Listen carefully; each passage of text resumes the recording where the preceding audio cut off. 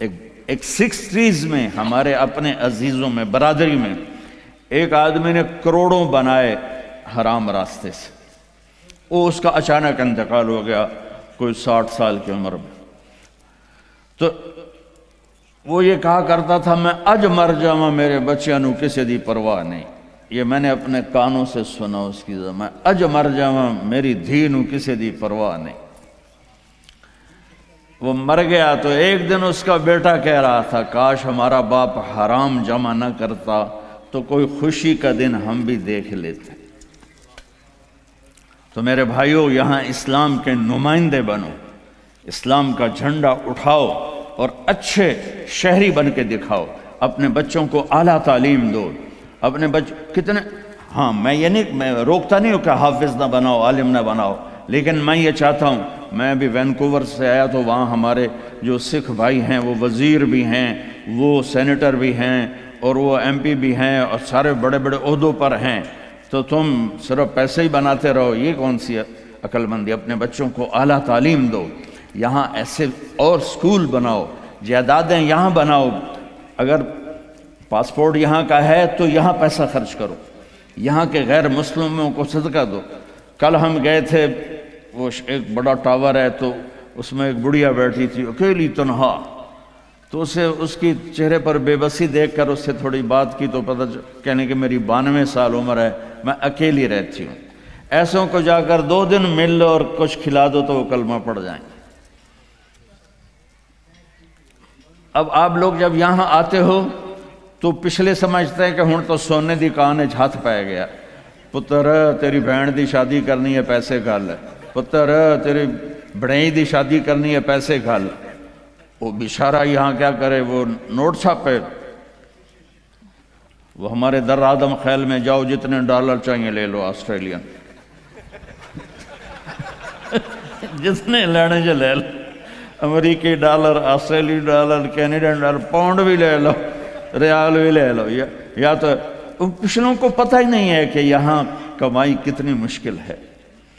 تو میں نہیں کہتا ہوں کہ اپنی بہنوں کی شادیوں کے لیے نہ کرو، اپنے رشتہ داروں کے لیے نہ کرو، لیکن پہلے اپنے بیوی بچوں کو دیکھو، پہلے یہاں اپنے پہلے جن کے والدین یہاں ہیں ان سے کہتا ہوں ماں باپ کو ٹائم دو، ماں باپ کو عزت دو، اور ماں باپ سے کہتا ہوں اگر جوائنٹ فیملی سسٹم ہے تو آنے والی بہو کو تنگ نہ کرو، اپنے بچے کی زندگی کو برباد نہ کرو۔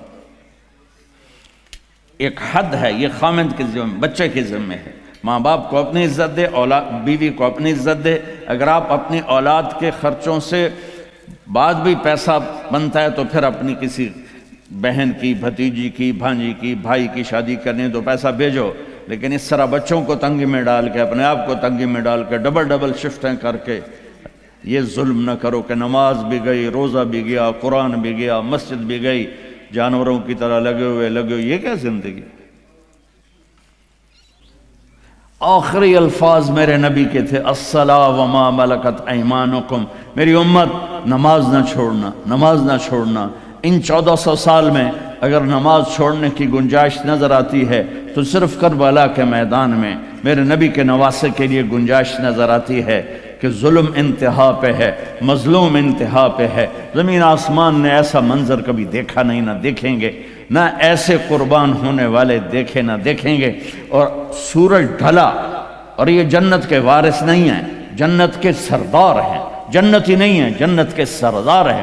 میرے نبی نے فرمایا میرے بچے حسن اور حسین جنت کے نوجوانوں کے سردار۔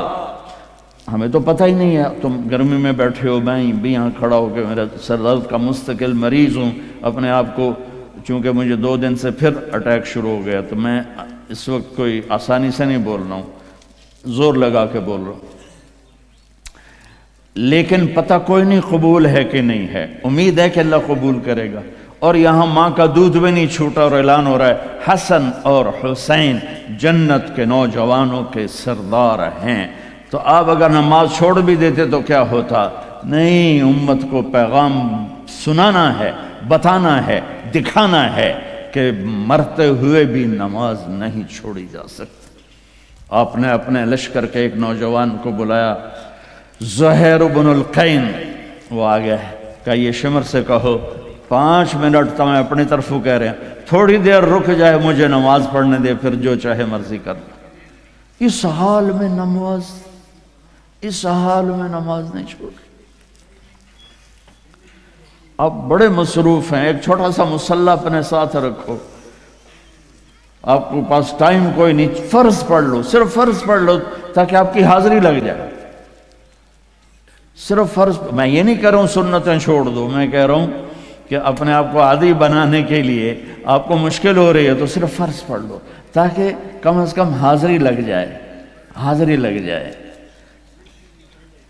خوف کی نماز نہیں، عشق کی نماز پڑھو جو حسین نے پڑھ کے دکھائی۔ جب انہوں نے کہا ہم تلوار نہیں روکیں گے، تو آپ نے کہا آدھے ہو جاؤ، آدھے نماز پڑھو، آدھے ان سے لڑائی کرو۔ پھر ان کو واپس بلا کے کہا تم نماز پڑھو، ہم لڑائی کرتے ہیں۔ عصر کی نماز سے پہلے گردنیں کٹ کر اور نیزوں پہ چڑھ گئی تھی۔ تو میں آپ سب سے گزارش کرتا ہوں، اللہ کی نماز پڑھو، اللہ کے محبت میں نماز پڑھو، اللہ کے شوق میں پڑھو، کسی کے ڈر سے نہیں، کسی کے خوف سے نہیں۔ جیسے آپ رات کو 12 بجے اشارے پر کھڑے ہوتے ہیں تو وہ کوئی آپ فرما برداری کی میں نہیں ہوتے ہیں، وہ $100 دا ڈر ہوں ٹھوک جامنا ہے۔ نہیں تو اگر یہ نہ ہوتا تو ہماری طرح پاکستان میں دن کے 12 بجے بھی اشارہ توڑ کے تم جا رہے ہوتے، تو سوٹا وڈا چنگا تکڑا ہے نا۔ ہاں، محبت کی نماز پڑھ۔ میں سینٹرل ماڈل اسکول لاہور سے میں نے میٹرک کیا تھا، تو میں ہاسٹل میں تھا، تو کئی وارڈن آئے، ہاسٹل وارڈن۔ تو ایک وارڈن طالب حسین تھے رحمۃ اللہ علیہ، بڑے اس وقت تو بڑے برے لگتے تھے، اب بڑے اچھے لگتے ہیں۔ وہ انہوں نے نگرانی ٹائٹ کر دی، ہمیں نکلنے نہیں دیتے تھے اور بھاگنے نہیں دیتے تھے ادھر، اور نماز کمپلسری کر دی۔ تو عشاء کی نماز میں کھڑا تھا، میرا روم میٹ آیا، فوت ہو گیا، اللہ اس کی بخشش کرے، جاوید نام تھا۔ تو ہمارے وارڈن کا نام تھا طالب حسین۔ تو اس نے میرے قریب آ کر نماز کی نیت شروع کی، 4 رکعت نماز فرض عشاء واسطے طالب حسین دے اللہ اکبر۔ تو اب میں بھی نماز میں کھڑا ہوں، میں کہا وہ ایک ہی کیتا ہی، یہ ہماری نماز ہو رہی۔ وہ کہتا ہے طالب حسین دی پڑھدا پیا، کتھے اللہ دی پڑھدا پیا، اللہ اکبر۔ حسین والی نماز پڑھو، محمد مصطفیٰ والی نماز پڑھو۔ تو بھائیو، اپنے نبی کی پیاری زندگی کو سیکھنے کی نیت کرو۔ یہ تبلیغ کا کام اسی کی محنت ہے۔ میں زیادہ نہیں مانگتا ہوں، سارے مجمع سے کہتا ہوں صرف ایک ویکنڈ مہینے میں تبلیغ میں لگا لیا کرو، آپ کو بہت فائدہ ہوگا۔ اور آج کے بعد نیت کرو کہ جھوٹ نہیں بولنا، ٹھیک ہے، دھوکہ نہیں دینا، رزق حرام نہیں کمانا۔ اور آخری بات ہے، اگر آپس میں کسی سے لڑے ہو، صلح کر لو، معاف کر لو۔ خاص طور خامند اور بیوی لڑے ہوں، دیکھو عجیب بشارت سناتا ہوں، خامند اور بیوی لڑے ہوں اور وہ آپس میں صلح کر لیں تو اللہ ان کے پچھلے سارے گناہ معاف کر دیتا ہے۔ اللہ کو خامند بیوی کی صلح اتنی محبوب اور اتنی پسند ہے۔ باقی جس سے بھی کوئی لڑائی جھگڑا ہے، آپ ایسی اپنی ایسوسیشن بناؤ کہ جس میں یہ جھگڑے آئیں، عدالتوں میں مت جاؤ، اپنے بناؤ، اس میں ایسے اہل علم لوگوں کو ڈالو کہ وہ آپ کے جھگڑے پنچایت کے طور پر مٹائیں۔ عدالتوں میں جا کر تو پھر وہ مزید بڑھتے بات بڑھ جاتی ہے۔ آپ ایک معاشرہ بنو، یہیں شادیاں کرو، یہیں بچے بچیوں کی شادیاں، یہاں کی بچی یہاں کا بچہ ہو تو کمپرومائز ہو جائے گا۔ وہاں سے بچی آئے یا بچہ آئے، وہ اس ماحول میں ایڈجسٹ نہیں ہوتا، پھر مصیبتیں پڑتی ہیں، مشکلیں پڑتی ہیں، طلاقیں ہوتی ہیں۔ بہرحال یہ تو خالی ایک میرا مشورہ ہے، یہ میرا کوئی نصیحت نہیں، مشورہ ہے۔ اگر آپ کر لیں گے، جب آپ نے یہاں رہنا ہے تو یہیں ایک معاشرہ بناؤ۔ تو سارے بھائی اس کی نیت کرتے ہو نا؟ تو آخری بات جو میں نے کی تھی دھیان سے سن لینا کہ کسی سے ناراض ہو تو اٹھ کے صلح کر لینا، ٹھیک ہے نا؟ سارے بھائی نیت کرتے ہو؟ چلو درود شریف پڑھو۔